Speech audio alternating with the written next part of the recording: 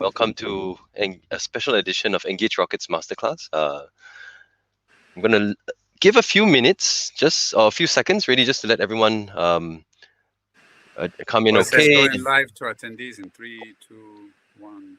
No. Yeah, I think we're live, and we have quite a large group of people already. This is very, very exciting, and I'm just going to dive straight in, Fermin. Hi, everybody, and welcome to a very special edition of our EngageRocket Masterclasses today. My name is Chitong. I'm the co-founder and CEO of EngageRocket, and we're the fastest growing people analytics software platform in Asia.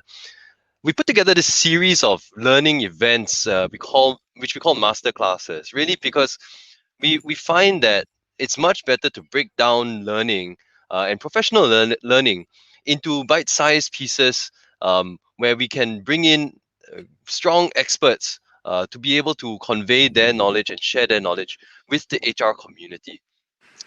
And we're very and extremely proud and privileged to have Fermin Diez, the adjunct professor at the Singapore Management University and Nanyang Technological University, and also a good friend of mine and Engage Rockets, to be able to be here this afternoon and share this masterclass with us.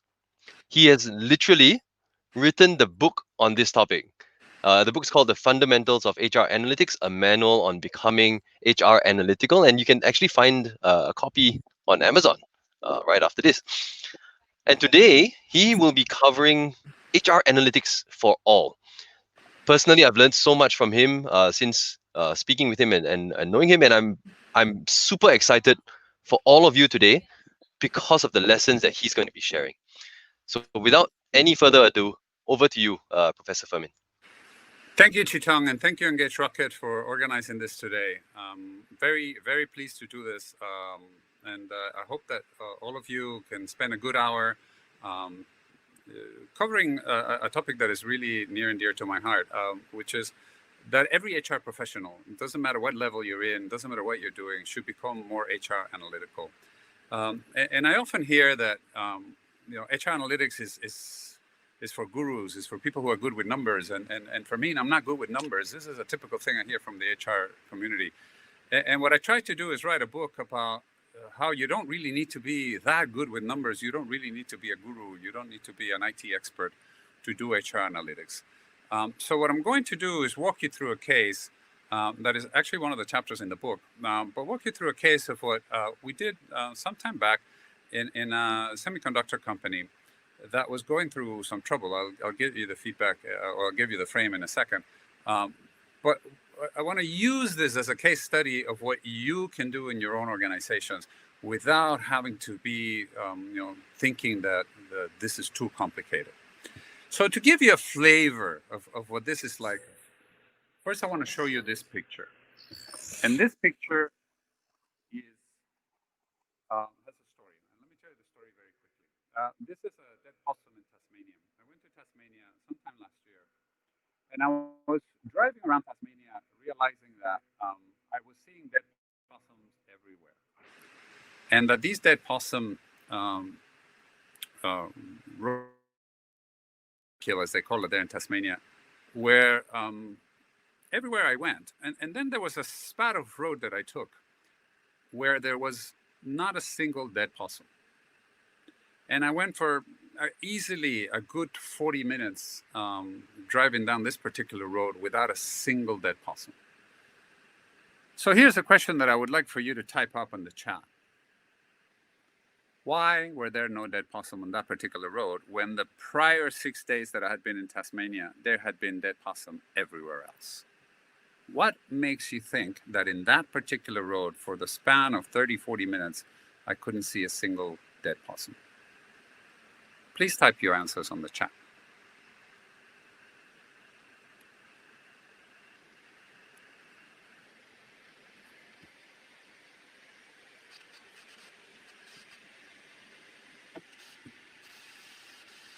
Joanne says all killed. Anybody else?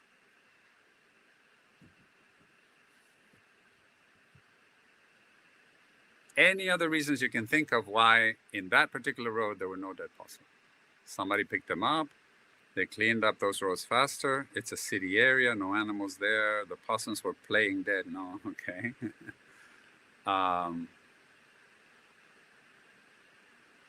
Both sides of the roads were fenced up. There were no possums in that area. Okay, good question. Why were there no possums in that area if you think there were no possums? There's a fence, eaten by predator. No more Tasmanian devils in Tasmania, so no.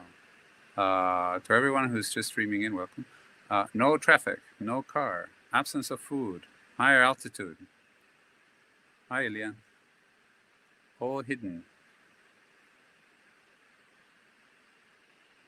Desert, no food for possums there. Different zone, and maybe no possums in this zone. Okay.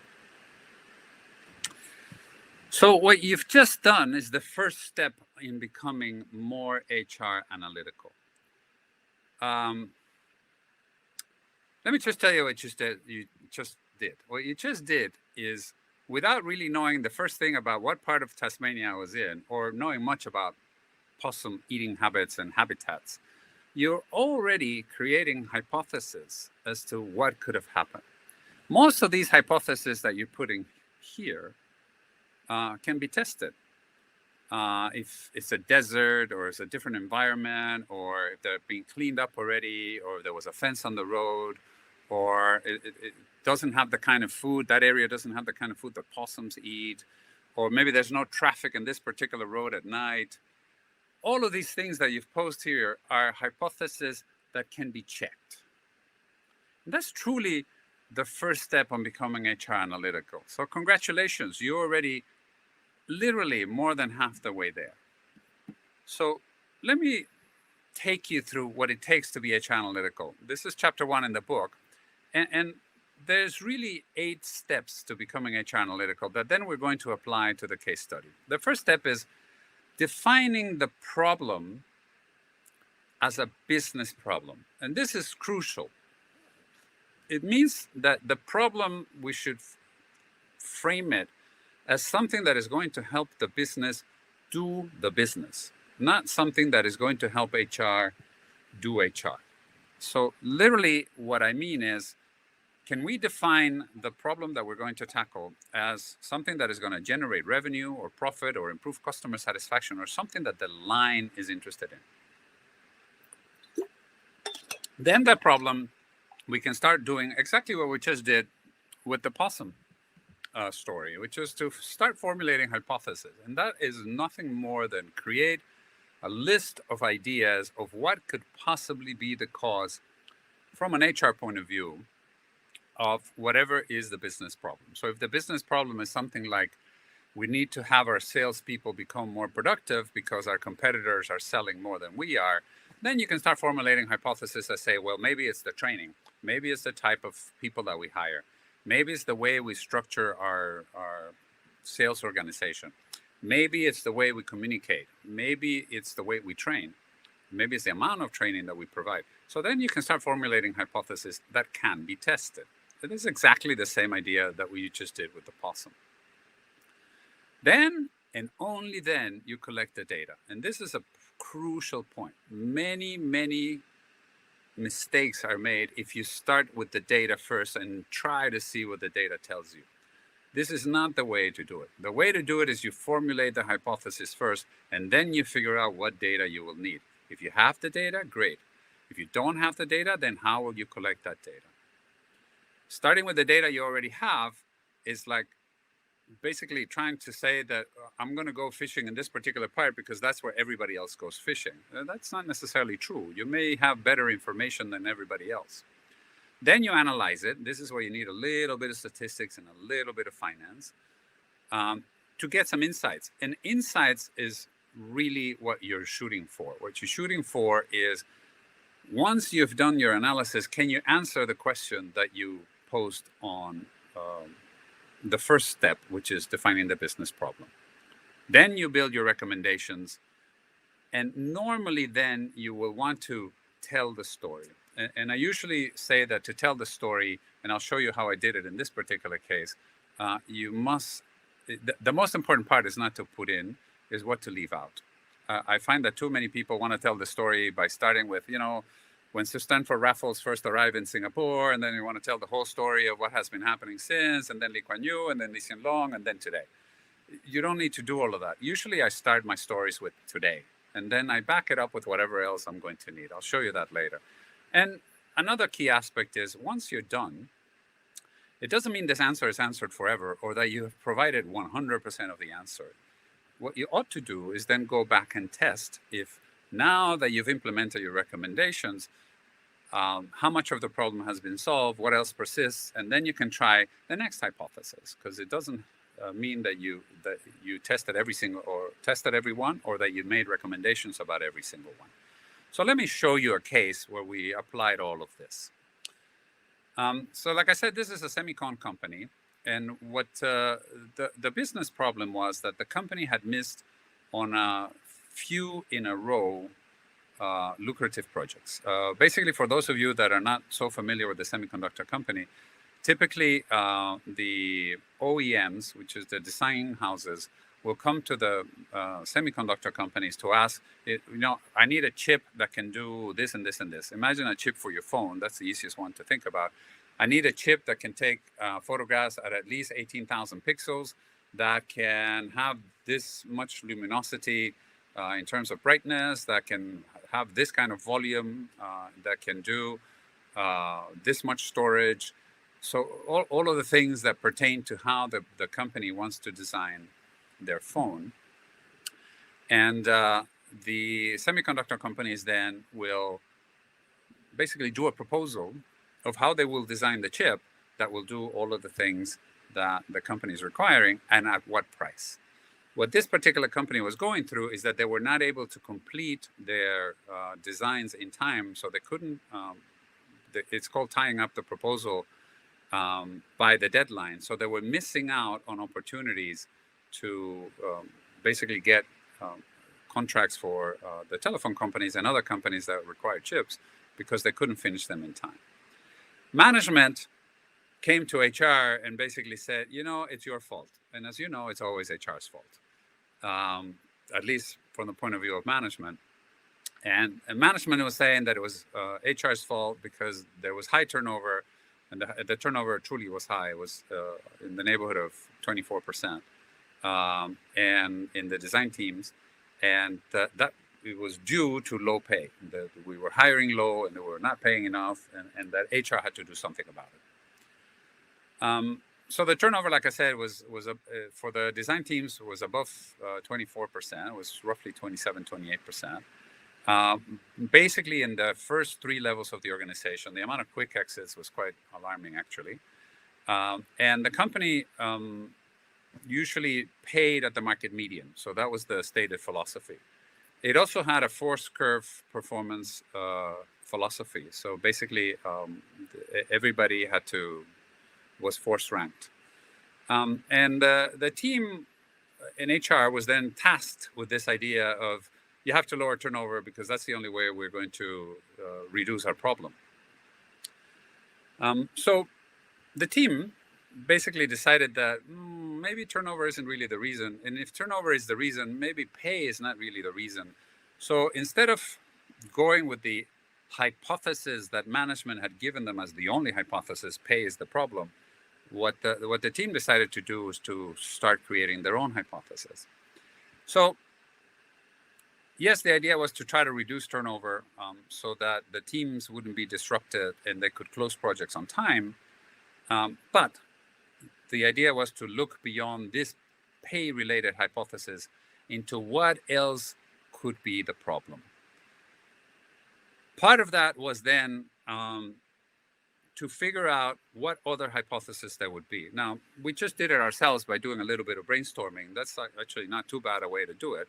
But another way to do it is to ask all your stakeholders. And in this particular case, that's more or less what started to happen. We started to ask, first of all, the managers themselves. Well, let's assume it's pay, but if it isn't pay, what else can it be? So we started to hear some stories from management, and some of the stories from management is, we're hiring too many women, literally, okay? It's not me, it's them.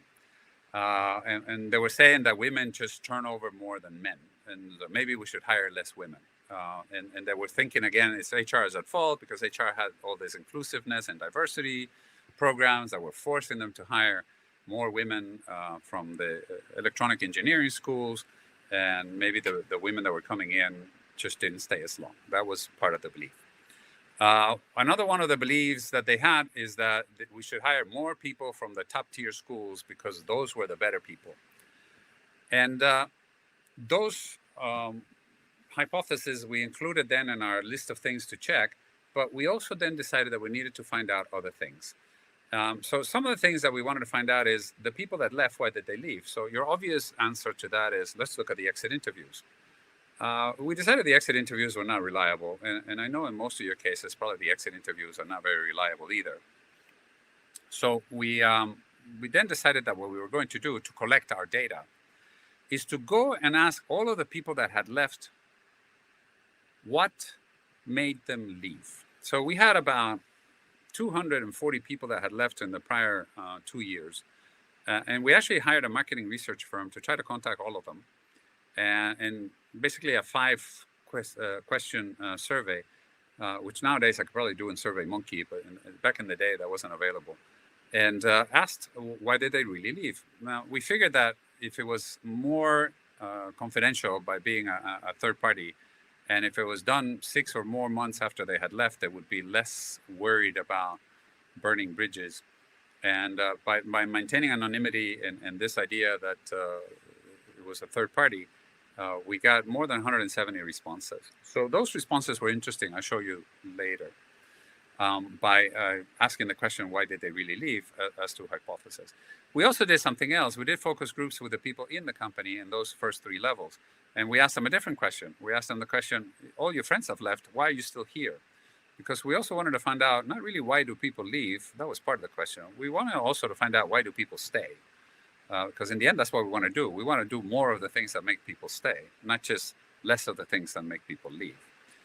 So we aimed for this idea that we wanted to improve the closing rate of projects, and that was our final goal. The final goal was not just to lower turnover rate. The final goal was not just to increase engagement scores. The final goal really was to be able to close more projects in time. So after we created all of these hypotheses and we got all of our additional data, both internally and from some of these external places, like I told you, focus groups, the HRIS, the surveys that we did of people that left,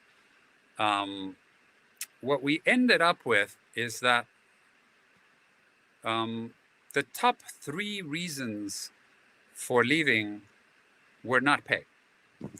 The top 3 reasons for leaving at these 3 lower levels in the organization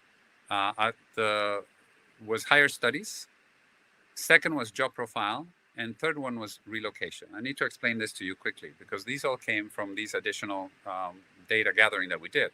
Higher studies basically meant that when we were hiring people from these top tier universities, their intent was never to stay. Their intent was to spend maybe 2-3 years anywhere working so that then could apply to a master's degree and go to a master's degree.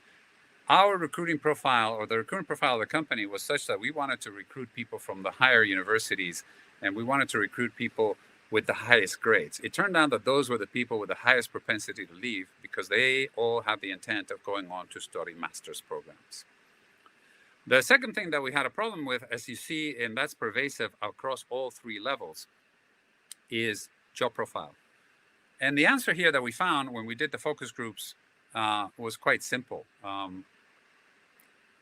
The advertising or the marketing bits that we did when we were recruiting on campus was how the company had 5 different divisions of 5 very different types of products that we made. And therefore, you could have a career where you go into one and go to the other, and you could learn so many things. And engineers just love this idea that, oh, I could do many different types of projects, and wouldn't that be fun? It turned out that the reality, and we checked that with the HRIS system, is that once you came into any one of the divisions, the more likely path that you followed is in that same division, up and up and up. So when people came in, they quickly realized that the reality was that they were not going to get opportunities to work in different types of programs or projects or products that basically they were going to get promoted within the same line of business that they were in. So they felt cheated. They felt like the recruiting marketing bit was not realized back in the company, and that we were not living up to expectations. And since they all came in with this idea, because we were biasing the recruiting to people that wanted to have a varied experiences, and we were not really providing it, then they would go elsewhere to try to work on something else, because, like I said, engineers love that. The third one was relocation, and relocation was interesting also because we did find that in this case, more women than men were being affected by this particular thing. And that's usually in the two lower levels. And the reason for that was that we were hiring, the company had offices, the main office was in Bangalore for design. Bangalore and the university that we were hiring from, because it was a top tier university, was in Pune. Which is roughly a 2-hour drive, but enough so that you would have to move out of Pune and into Bangalore so that you could go to work. And what we found is something that we in the end called the mother-in-law syndrome. And the mother-in-law syndrome basically means that because in India, where this study was being made, a lot of marriages are still arranged. The mother-in-law would basically go and tell the daughter, okay, you had your year or two of working experience, but now it's time to move back home and marry my son and do what you need to do. So we had a lot of cases that were like this, to the point that we basically called this the mother-in-law syndrome. It didn't just apply to women. Also, men would go through the same issue, that once they were living away from home, they decided that maybe if they could find a job closer to home, it would be better, and they would go back home. And as you can see, the better pay issue only really became somewhat of an issue at the third level, not really at the first entry level of the organization, which we thought was also quite interesting, and not at the par as the others. So what we then started to do is we grouped our findings into three main categories. Things that had to do with the external world, things that had to do with the company, and things that had to do with the individual. This is after we collected all of our hypotheses. So pay levels, what the competition was doing in terms of offering more jobs or not, and offering of overseas opportunities, and our offering of overseas opportunities and not delivering on them was one cause. The second type of cause was organizational. Basically the job profile, meaning that you basically are only going to do one single silo. Performance ratings, I don't like my manager, lack of promotion opportunities were the second one. And the third one had to do with individual reasons. I'm going to relocate, like I said, I'm going to pursue higher education. I've been here too long, and some of the issues that still had to do with male or female, because we needed to keep those in because we needed still to answer management's concerns about their hypothesis. So here's what we started to find. What we started to find is, and I want to make a quick stop here. Everything that you see here, everything was done in Excel. Everything you see here did not require R, did not require Python, did not require SPSS. Everything was done in Excel. If I had done this today, I probably would have done all of the calculations in Excel, and I would have done the visualization in Tableau. No Tableau at the time. But I just want to let you know that everything can be done, pretty much everything you'll see today can be done in Excel. In fact, I still say that between Excel and Tableau, you could do about 85% of anything a company will ever need in terms of HR analytics. So let me show you this first one. We're looking now at pay, because we needed to answer the pay question. So to answer the pay question, what we decided is to basically do it in terms of what's the spread of pay and what is the ratio of pay by performance appraisal. And the only thing that we find, 5 performance appraisal is one extreme and one was the other extreme. What we found is that everything was pretty much within what we would expect to find, that there was no real low pay against midpoints that we were looking at. So what we did find, though, is that we expected to find, our hypothesis would have been that the better the performance, the higher the compa ratio. And that we did not find. As you can see, level 5 really isn't above level 4, and level 4 really isn't above level 3. So we did change policy just on this table to say that we wanted to be sure that anybody who was rated a 4 or a 5 should not be paid below 0.9 compa ratio at any rate.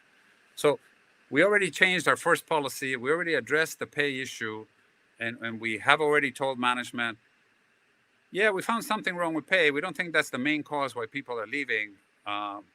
Here's part of the answer to your question. But by the way, we're going to fix this problem, and we need you to help us fix it so that when you start giving salary increases, you remember that first we need to ensure that our highest performers are being paid better, and then whatever money is left, we are going to pay everybody else. So then the second thing that we had is performance ratings. Remember that I told you that this was all very forced ranking type. And of course, what you expect to find in pretty much any forced ranking type of environment is that all the newbies, everybody who's a newbie, would get the lowest rating or a rating of average, simply because they were new, not because they were not good, but simply because they were new. It also pointed to the fact that we were losing more of the top performers than expected. So there again, we already have some information that we can go back to the line and say, we're not doing this quite right. You shouldn't just automatically assume that every new person is an average performer because that creates problems. But you also shouldn't assume that your ones and twos is just to help them get better pay. You should really do this by performance. But it also helps us to realize that our force ranking wasn't quite working the way it was intended to. So we made some adjustments there as well. However, when I started my presentation to senior management, I didn't start with those 2 slides. I started with this slide. And the heading on this slide, when I presented it to senior management at a meeting we had in Udaipur, the heading read like this. The heading read, "I have seen the enemy, and it is us." That's what the heading of this slide said. Because let me tell you what this slide says. The first column basically is the business unit. The second column was the manager of the business unit. Okay, so I am now talking to the bosses of these managers and to the CEO of the division. So I have here managers A through Q. And what I listed on the next one is how many people rated what level they had lost in the past year. And then in the next column is what was their turnover rate. In the next column, I put in what was the performance rating that these bosses that I'm talking to gave those people. And what you will see, how consistently people, and the last column, was the engagement score that they received from the engagement survey, basically asking the question, I like my boss type of question. So what you see here is how consistently these managers were rated as 1 or 2, that is top rated, even though they had high turnover rates and low engagement scores. So basically I went back to senior management, and this is, like I said, my first slide. I've seen the enemy, and it is us. We are giving these managers that have high turnover and high or low ratings in the engagement scores, high performance appraisals. So what do they think is the right thing to do? The right thing to do is to continue to beat up employees, and if they leave, I don't care. It's always HR's fault. And what we're trying to say is it cannot be. If some managers are better retaining employees than other managers, if some managers are better at providing engagement to their people and other managers, it should not surprise us to get the turnover level that we are getting if you are not bringing them to task. There was quiet in the room after that.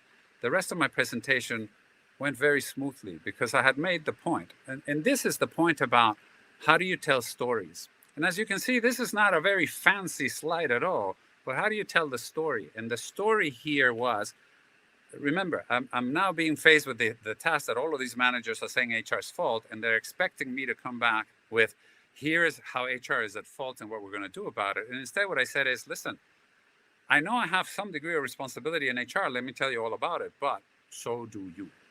So can we start from there? And it made a very different dynamic for the rest of the presentation. Then I started looking at other things that we knew was interesting. Tenure. I told you I had a lot of quick exits, and it was quite true.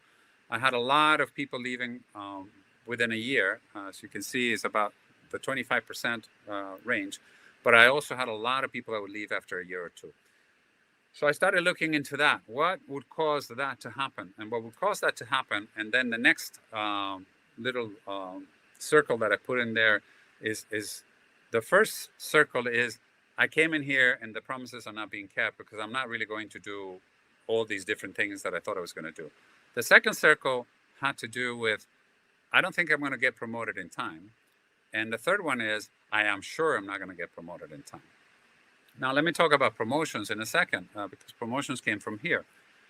If we were taking people at level 1, to move them to level 2, the expectation is they should move in 2 or 3 years. And to move them again to level 3, it would be another 2 to 3 years. So if people by the end of year 1 didn't think that they were going to get promoted by the end of year 2 or 3, they would already start looking for a job. If by the time they're in year 2 or 3 and don't get promoted, they also think that they have to go look for another job. Now, do the math. If you bring in 100 people in year 1, even with a 25% turnover rate, you still have 75 people left on year 2, and another 25% turnover rate, you still have 55 people left on year 3. 55 people, all of whom expect to be promoted. 55 of a group of 100, let's say you still have 100 people in the initial cohort, and the whole cohort is about say 300 people total, you have about 250 people, total, or 225. 55 out of 225 ends up being in the neighborhood of 20 odd% of people that need to be promoted. Our promotion rate was 11%. So I went back to management and told them the same story. We should be promoting people at a rate of 20 to 25%. We're only promoting at a rate of 11%. And instead, we're hiring 14% of people at the next level and another 12% at the next level up. So it's clear that what people are seeing is you'd rather bring people from the outside than to promote me. So why should I care? I just go get promoted outside instead of waiting to be promoted here. So then we asked the same question, and then we put some money behind it. You know, how much is it costing us to hire at the next level? It turns out that the cost of hiring people at the next level was 14% higher.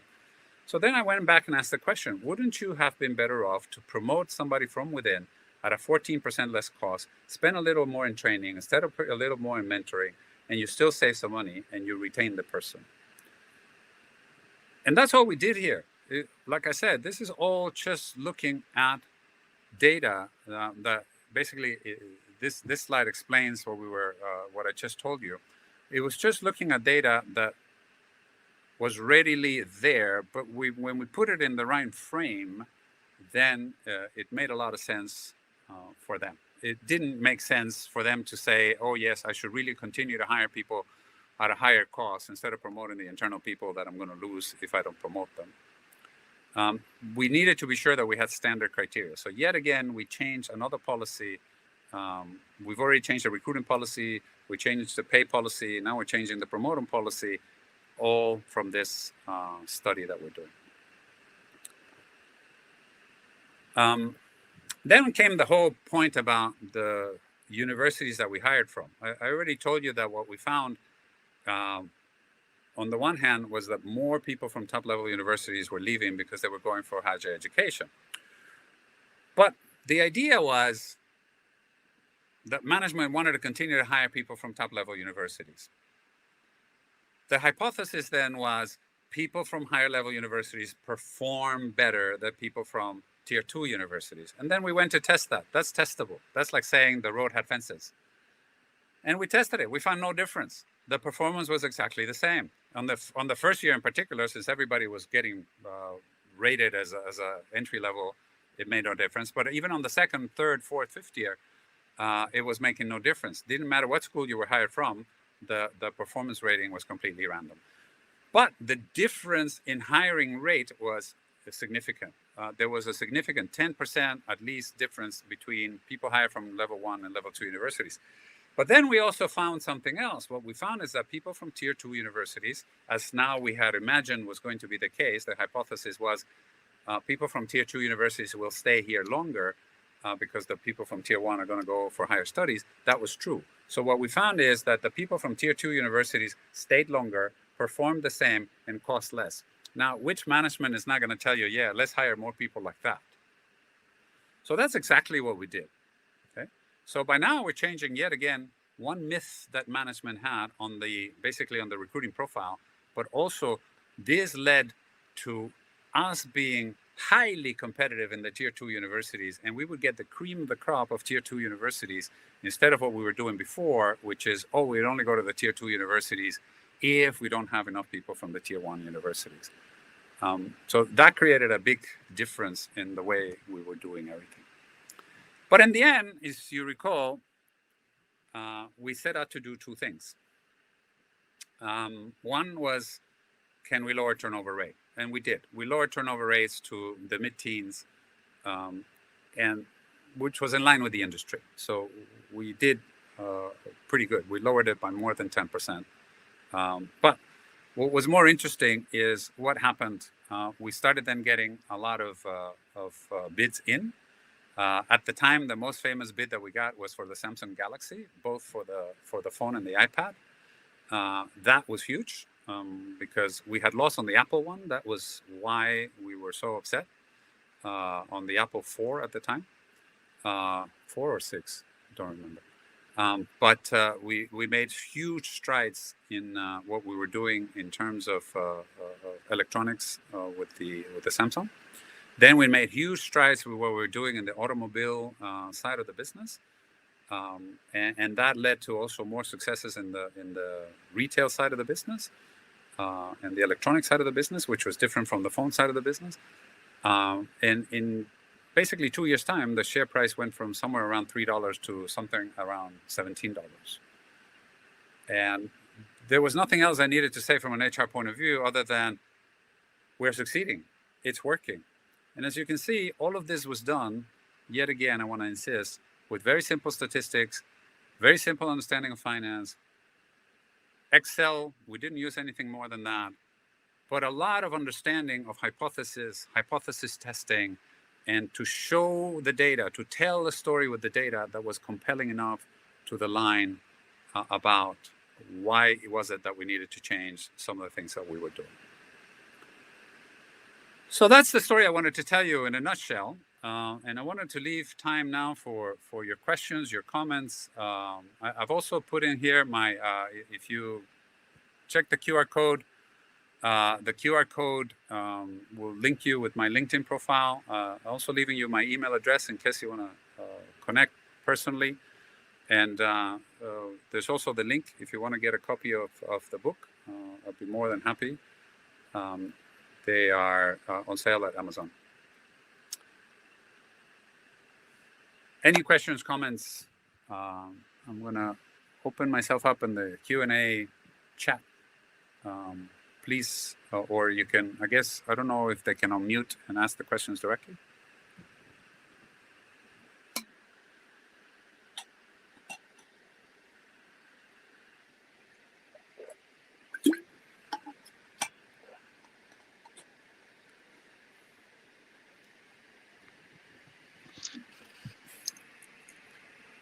Okay. Is there a minimum amount of data before it can become meaningful?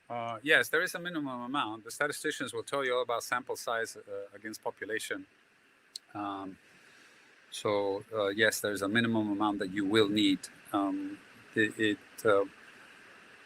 In pure statistics, what you need to make sure is that you understand what your margin of error is.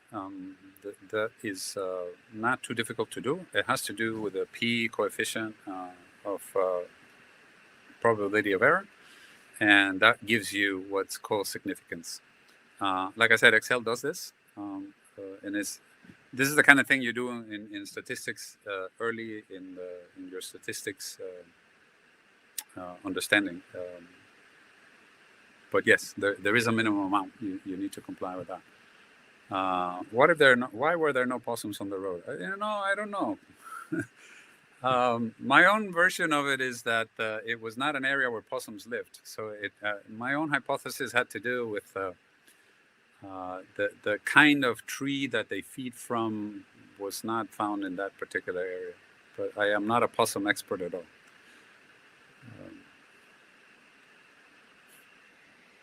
This question always comes up. People want to know why.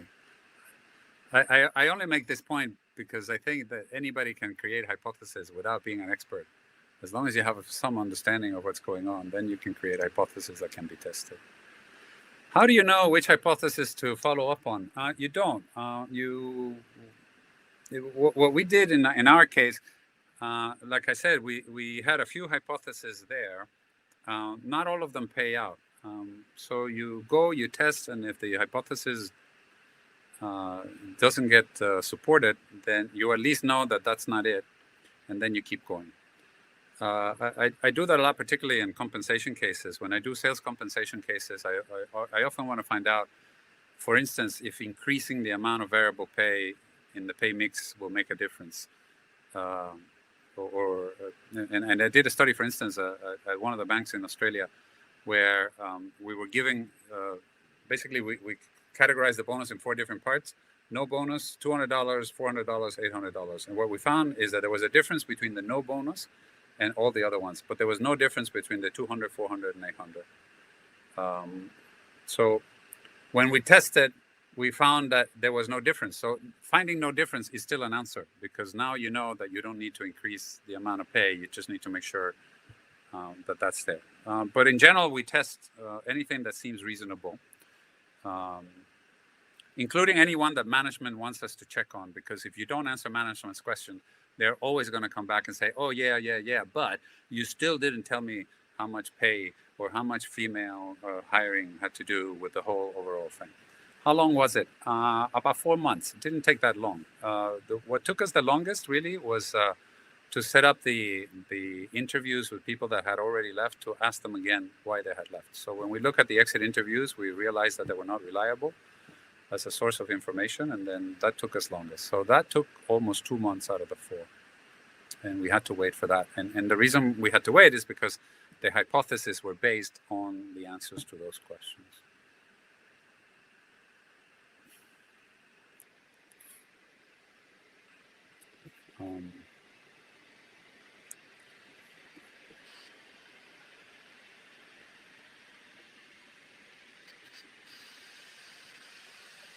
You may have questions more than just about this case. You may have questions in general about HR analytics or other things. So I'm happy to answer those as well. Where the implementer, okay. That meeting that I was describing in Udaipur was a management retreat, and that's the occasion I chose to bring my my deck to them and to have this discussion with them. Basically, that was the meeting where we agreed all the things we were going to do. So things were all implemented over the following, basically, quarter. Some things take longer to stick. For instance, the policy on pay increases had to wait until the next round of pay increases. But for instance, the recruiting profile, we changed immediately. And the next time we went out to go recruiting at the universities, we rejigged. We did more recruiting at tier 2 schools than we did at tier 1. We also rejigged distance as a criteria. So we knew that hiring people from faraway cities may look good on paper because they were from the right schools, but it was not so good in reality because they tend to leave sooner. So some things all the decisions were made basically that day, but some things just took longer to implement because they were longer. There was one decision that took a lot longer to do, which was 2 of them actually. One was the ratio of females that we were hiring, because that came from corporate, that came from headquarters, and it was something to do with the global policy on diversity, and so we took a little bit of data. And the second thing that took a while to do, also because it was from headquarters, was to change a bit the ratio of the force ranking. And in particular, we wanted to make sure that for first-year employees, we didn't end up giving an automatic average. So those took a little bit longer. Luberti asks, what other tool could be good to complement for Excel, R, or Python? Actually, I go to Tableau next.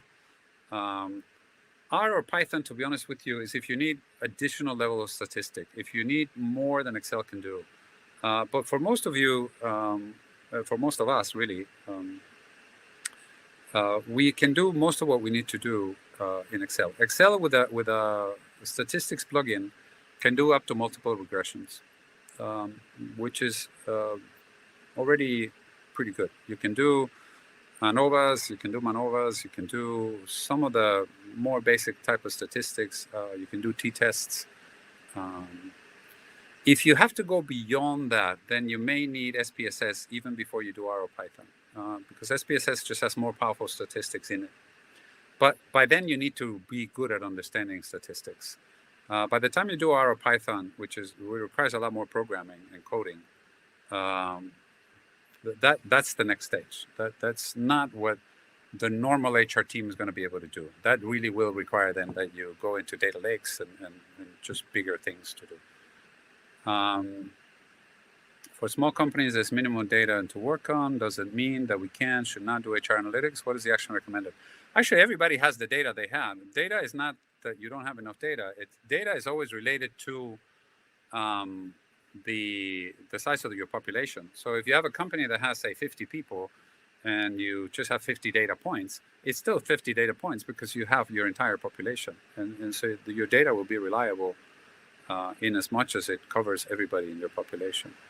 So no, it does not mean that you should not do analytics at all. It means that you just need to understand that the size of your pool is slightly different. Now, if you only have a turnover, if you have 50 people and you have a turnover of 25%, means you lost, say, 10 or 12, it's still 25% out of the 50. So it may be that you won't get the trends in the same way, but that doesn't mean you shouldn't analyze it, because you may find that the conclusions are still there.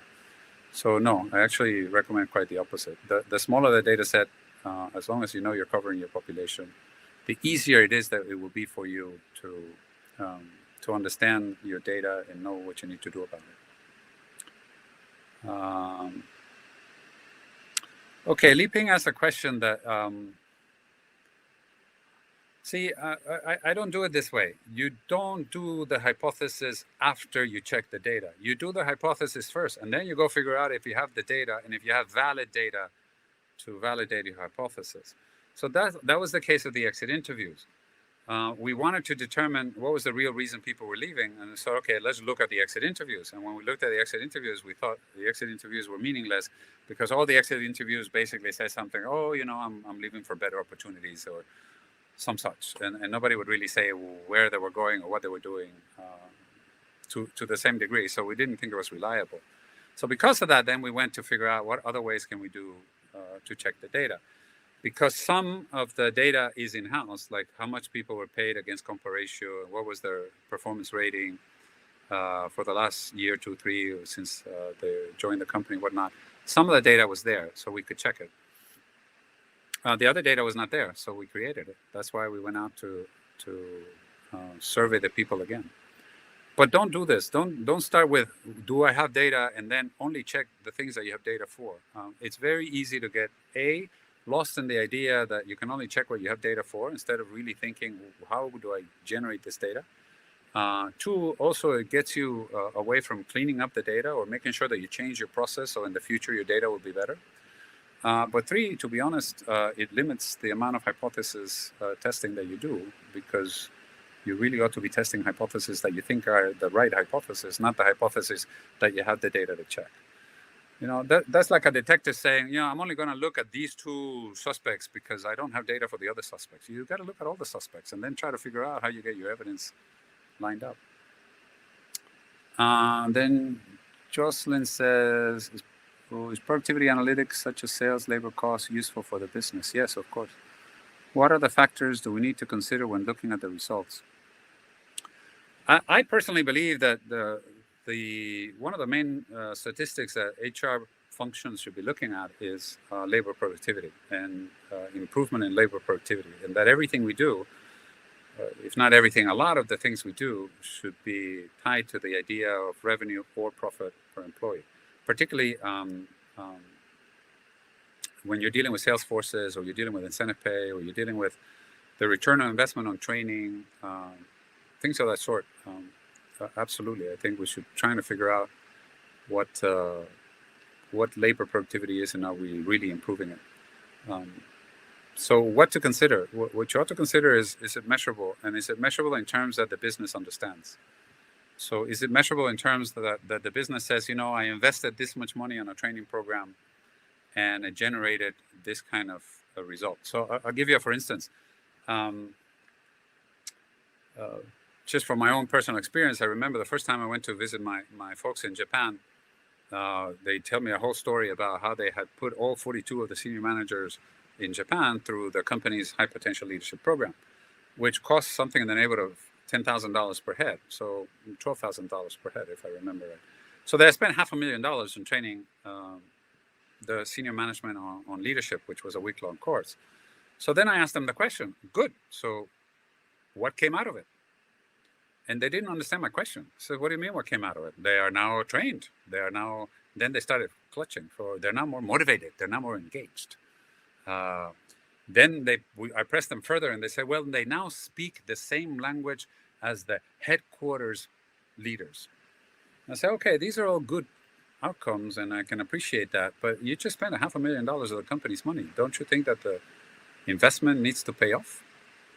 They couldn't figure that out. So I said, basically what we need to try to determine is if spending this $500,000 produce at least $500,000 of revenue, if not of profit, from the company. That's sort of the way to frame it. In contrast, when I went to visit my team in Malaysia for the first time, the manufacturing plant wanted to spend money on quality, training for quality. And here, because they hadn't done it yet, I said, okay, why don't we do this way? Why don't we figure out what is our current standard of quality and what is the cost of that? And they came with a number that the line helped them figure out, which was yield. Yield basically means how much of the raw material ends up in a finished product. And the yield was in the neighborhood of 92%. World standard is about 98%. So we figured, can we get it to about 95%, which was company average? And the Malaysia plant was actually below company average, which is why they were looking at quality to begin with. Turns out that for each point of quality improvement, for each point of improvement in yield, the company could save in Malaysia $1 million. So by them saying that we were going to go from roughly 91 to 90, or 91.5 to 95, 3.5%, that's $3.5 million improvement.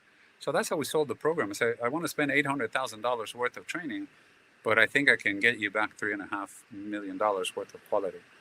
That's how you do it, Jocelyn.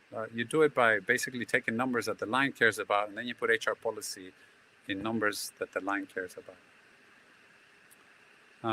To do HR analytics, you need a big company of at least 100 otherwise there's no point doing it. No, like I answered earlier, you can still do it with smaller companies than that. As long as you have a clear understanding of the size of your data, the size of your population, and the size of the sample that you need to compare. There may be some things you won't be able to do in case that you only get one-offs and two-offs. Like if you're doing turnover rate and you only lost, say, 6 people and they left for 6 different reasons, then you don't have a trend. But it doesn't preclude you from still looking at it in case that all 6 people left for the same reason, because then you do have a trend.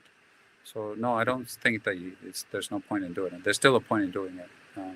It's just that you are more limited on sample size. I always receive questions on ROI training. Are there any suggestions for HR matrix data I can provide? Yeah, Irene, basically it's the same thing that I just talked about. When we do ROI of training, my preferred method is to use Kilpatrick. If you don't know Kilpatrick, please write me separately and I'll tell you all about it. And I use Kilpatrick Level 3. Kilpatrick Level 3 basically says, in a nutshell, that 6 months later after the training, you're going to ask both the employee and the employee's boss if whatever skill they came to learn is being applied. So at a minimum, I do that. At a minimum, I want to make sure that the investment is paying off, because whatever training we provided stuck. And I'm looking for levels of 80+% in my Kilpatrick 3 type of things. When I can, I also do strict ROI. For instance, sales training. Sales training, I absolutely start with the idea that the premise is that if I provide more training, I should be getting more sales per salesperson. And so I can track that. I can track that by saying, if I provide 20 hours of training, what happened to sales? If I provide 40 hours of training, what happened to sales? 60 hours of training, what happened to sales? So I can figure out first the amount of training that's required. Then I segment my population. Is 20 hours of training enough for people that have been here more than 5 years? Is 80 hours of training required for the people that are here less than 1 year? So I can sort of get a gauge for what amount of training is required for what type of people. It could be by level of performance, it could be by seniority, and the amount of training that's required to make sales go up. So that kind of thing is quite straightforward to do, and you should be tracking it all the time. Otherwise, what's the point? Otherwise, why do you train? Or if you are one of the ones that believe that training is just to get engagement up, as my Japan team believed, and you're happy with that answer, then okay. But I just find it a lot easier to justify training when I can justify training in terms of something that the management cares about. So usually management cares about customer retention, customer satisfaction, revenue, profitability, revenue growth. Those are the things that I usually try to say, this training should be doing that. And then you state your hypothesis in a way that helps you to answer a business question. So again, if you start, step one of this HR analytical process is to start with a business question. If you start with a business question, you should be able to get there. And then Carmelia has a question, back to the intervention approaches. How do we collect data again and verify the changes so all the interventions are not something else? Okay, interesting question. Because I started with the premise that the data was bad to begin with. And the way I asked the questions of the people that left was more or less the same question I asked in the exit interview, which is, what are the reasons that you're leaving? I have no reason to suspect that they were answering it other than truthfully. But you're right. At this point, you are going in the realm of belief, because you can't really determine too much. Now, part of what I do is I go and check. So if people are telling me that the pay is not one of the issues, I can easily go back and check my data on pay. If people are telling me I hate my boss, I can easily go back and check what was the engagement score of that particular boss. If people are telling me, well, I went to relocate, then I can easily check what was their university or what's their hometown versus the town they're in. So some of the data I can validate. If they went to study a master's program, that's usually also something that can be reasonably validated. So you can at least validate, if not absolutely 100% of everything, you can validate some of it. And I think that was the last question, right? I think so. Anybody else? I'm sure there are many more. Sorry, Chitong, can I hear you? Oh, sorry. I know why. Okay, I'm sure there are many more questions that people have, and we do invite those questions maybe to come through on hello@engagerocket.co, and then we can forward that to Professor Fermin right after this. But for now, I'm also mindful of your time, Fermin. Thank you so much for today, for very generously sharing the case study, as well as all the insights that you've shared, answering so many questions for us. I'm very sure that we'll look at possums in a very different way now. And on top of that, have a lot more confidence in being able to apply HR analytics in our respective organizations. So once again, this was a very special edition of EngageRocket's Masterclass HR Analytics for All. And if you're keen to learn more about how you can apply HR analytics in your company using Asia's leading software platform, don't hesitate to reach out. One of our workplace strategists will be in touch, and we will help you run a quick diagnostic to understand how you can immediately apply some of the concepts that we've learned today in your company. And regardless of whether you eventually use EngageRocket or not, even if you continue using Excel or some other tool, I'm very sure that you'll find that conversation useful. But for now, take care, everyone, and do stay safe. Have a great rest of the day ahead. Thank you so much for joining us. And thanks once again, Fermin. Thank you. Really a pleasure to be with you all.